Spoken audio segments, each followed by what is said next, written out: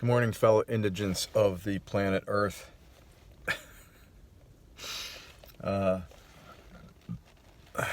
Indigent of the planet Earth. That's kind of an interesting concept, right? It's cold and windy outside. Like inside with the greenhouse effect, it gets warm.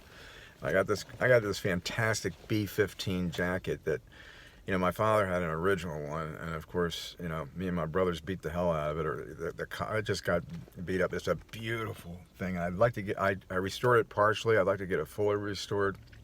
It's amazing. It's got kind of lamb's wool on the inside, on the lining on the inside. They don't do that anymore.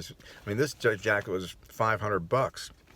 It's all leather, but the lining is, I don't know if you can see, but the lining is just kind of cloth, On the original B-15 jackets, I'm going to show this to you sometime too. This area here had this really soft fur. So back in the day, 40s and 50s, when he was flying all the time then, even after the war, you'd go up in unpressurized airplanes. The P-40 never was pressurized. None of our fighters were ever pressurized. So they had to have oxygen, a supplemental oxygen supply, so when they got over 10,000 feet, they could breathe. But that being said, as you go higher, it gets colder, and it gets a lot colder. In the summertime, you go up to like 20, 25,000 feet. Well, you're like at the top of Mount Everest there, and it's pretty cold there. Anyway, I was just having a conversation with Jim, the undertaker that's behind the building where I live. That guy's fun to talk to. He's, just a really easy-going guy to talk to. He said today, I always ask him how his business is doing. He said, "Oh, we're too busy." As an undertaker. I said, "Oh, people are just dying to get into your place." I said, "I'm one of those." He goes, "Oh yeah, I've heard that one before." But then we started talking. I told, and he was kind of like upset about all the wind. We've had 3 days in a row of crazy wind, and today's another one.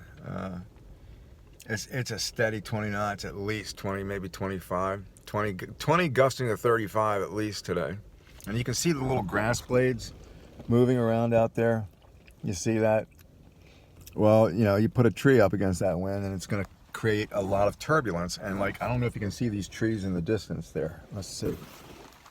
Trees in the distance. Okay, so there's an MMB truck going by, but there's some trees there right next to the runway, and there's other trees on the other side of the runway. So when you're low and on final, the wind coming over those trees gets real turbulent. You'd be surprised. The wind's easier to deal with once you get up, above, terra firma, like 1,500, 2,000 feet above the ground, and it smooths out. And as the higher you go, the smoother it is. If you ever, remember flying in an airline, they go up to 30, 35,000 feet, and there's not nearly as much turbulence up there. It's rare. It does happen, but it's rare. So another windy day. Anyway, the funeral director was great to talk to. It's always fun talking to a business owner, And we were talking, I told him about plans for the Sikorsky Lockheed facility here to be taken over by a company that builds drones. And this is perfect location for something like that. The bottom line is the price, and how much does it cost? Anyway, talking to this guy about flying, he started talking. He asked me if I have my own airplane. I said no. He goes, well, a couple of friends of his had their own airplanes, and a twin. And then he said, well, they brought me up. We got up to about 3,000 feet, and they said they wanted me to be assured that they were safe, and so they cut off the right engine. I said, that's how they're trying to impress you on their safety? Because in a twin, man, you have just entered the real danger zone by losing an engine. You lose an engine on takeoff, and you're not thoroughly trained, and you don't have a thorough understanding of what you're supposed to do there, you're going to kill yourself. Twins are dangerous, man. They're fast. They're good for long distance. I don't even want to get in one with everything I've been hearing lately, last 2 or 3 years, and the number of King Airs that have been involved in horrendous accidents, man, multiple fatalities, just is mind-boggling. And the only thing I can imagine is it's pilot's error, because that product is not going to crash like that on its own that frequently. Anyway, I'm fortunate at this very moment not to be experiencing equilibrium imbalance. I've got vertigo, which is keeping me from flying again. It really, really pisses me off, you know. An oncologist made a really bad mistake and caused this whole problem that I have. Anyway,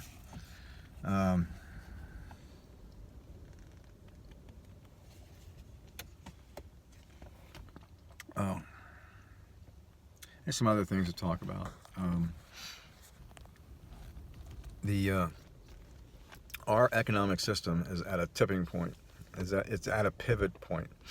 And there's been multiple bank failures in the past week, all caused by, and runs on the bank too. These banks, Signature, Silicon Valley Bank, SVB, and Silvergate, all three collapsed.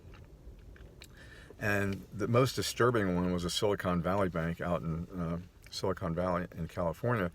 And the reason they failed was they put too much of their cash into treasury notes that only yielded, they got them back when rates were really low, like 1.5%. So when the rates go up, those bonds that were yielding lower rates, they become worthless. Oh, put your money in the government bonds. That's the safest place that you can put them. Not anymore. There's a double-edged sword. They've created a situation that can almost not be fixed. I can't think of how this is going to be fixed, because they're raising rates to battle inflation, and then they do that, and all these banks start failing. So that's not good. Hello, that's not good. For the depositors, the depositors have been covered. The federal government stepped right in. I don't know how they can do this with taxpayer money. They just stepped right in and said, we'll cover all the deposits at Silicon Valley Bank. Huh? There's only supposed to be shared up to $250,000 per account by the FDIC, the Federal Deposit Insurance Corporation, which is the government. When you hear the word federal, you can think government. So they were stuck. The bank bought these government treasury bonds on the advice of, whatever their financial advisors were telling them. This is the safest place for your money. Well, that money's gone, because as the interest rates go up, those bonds that have lower yields lose their value completely. Why would we buy your bond that yields 1.5% when we can get the same bond that's yielding 4.5%? Huh? Huh? What? Oh God, man, we got a beautiful day today, though. When the wind is blowing and all these wind-swept cirrus clouds, they look like, angels' wings up there. They're so cool looking. I don't know if you can see them or not. Let's see. I don't know. Can you see that truck going by in front of the runway? And the wind is just blowing like crazy out of the west, but a lot of sunshine today. Yeah, I have a few things going on personally. I'm not going to talk about right now, but painful and difficult, to be sure. Painful and difficult. Emotional pain, I feel like I've had my share. Yeah, I really do. So really, when there's something presenting itself that's going to be emotionally painful, I don't really care what the subject matter is. I really don't want anything to do with it. I'm just like, okay, I got to move on to whatever life I have left and live it. And that means meeting new people, being proactive and outbound as much as I can. It does not come naturally to me, but once you break the ice on something like that, what follows is pretty good and pretty easy to deal with typically. It's the other stuff. Anyway, I hope you all are having a Kavu day. Very little activity at the Chester County Airport. It's a good day for flying. Although it's almost like a direct crosswind, it looks like. The wind is out of the northwest. So if you're landing, let's say you're in a 152, and you're landing on runway 29, which is what you'd be landing on today. The wind is from the north-northwest, and it's strong. So there is a crosswind component to that wants to push your airplane off to the side. There's also the problem with turbulence as you get lower to the ground. So controlling that airplane through the pattern and being sure, the most dangerous turn of any flight is base to final. So if you think of the pattern, it's like a rectangle. If you're going to be landing to the west, the downwind leg is to the east. So you're flying east, and you take a left to go onto the base leg, right? So you're at perpendicular to the runway, and then that base to final, because you're low and you're slow, that is a dangerous turn. It's killed many pilots. My father, so I was born in 1951. Shortly after I was born, like as an infant, my father gets transferred to Alaska. It's during the Korean War, but he got transferred there because of disrespecting a general down at Andrews Air Force Base in D.C. Didn't disrespect him. I think he buzzed him, if I'm not mistaken. Oh, and the general came up to give him a hard time, and my father told him to stop right there. My father was a major. General's a general. The general outranks the major, right? But on an airport, on a government airport like Andrews Air Force Base, during a time of war, the Korean War was in full pedal to the metal mode.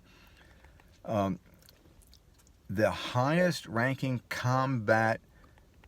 active combat pilot on the base outranks everybody,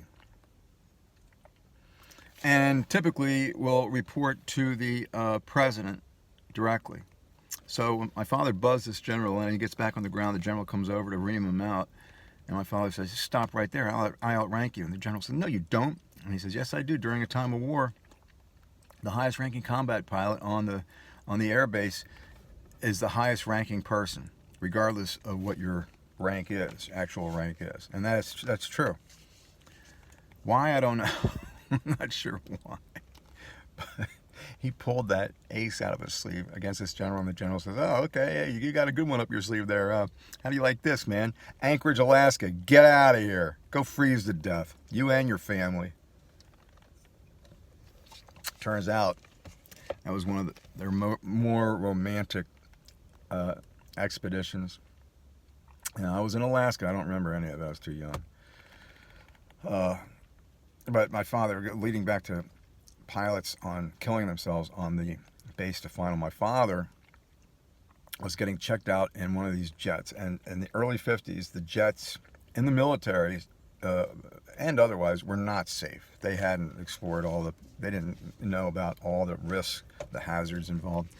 But one thing they did know was when you turn base to final, you better be fast. You better have your airspeed up there, and you better be careful about putting too much left rudder in. There's this natural tendency that if you overshoot the turn to put left rudder in, pulling the left wing back, you're already in a left-hand turn, pulling the left wing back and decreasing the lift on your left wing. So you could get back to be lined up with the runway. What happens there is there's a stall and you're too close to the ground to recover. So anyway, my father's being checked out. I don't know if it was a 104. I'm not sure what it was. I would never fly 104. that Lockheed death trap. I forget what kind of airplane he said what he was in. It was some kind of trainer. And he's turning base to final. It could have been a Texan, I'm not sure. But there was an instructor on the plane with him with dual controls, having the option to take over the airplane, and he did. My old man was telling me, he says, "Yeah, we were going base to final, and suddenly the instructor took over and popped the stick," meaning pushing it forward, drop the nose, man. And he said, "What'd you do that for?" He said, "Well, you were too low. You were too slow going on that turn." and you almost killed both of us. And I saved both of us. That's what the instructor said. And he was right. My father said he was right.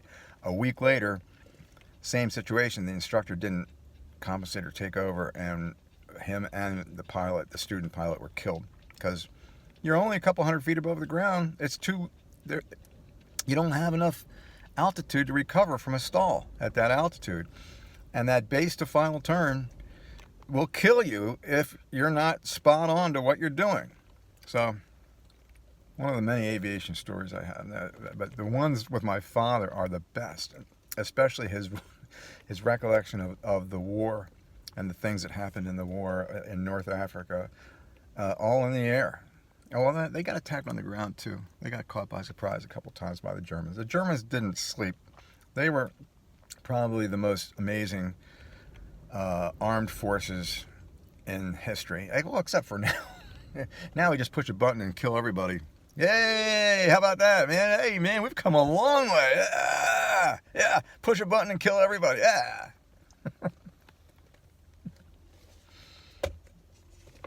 Anyway, peace, y'all. I hope you have a great day.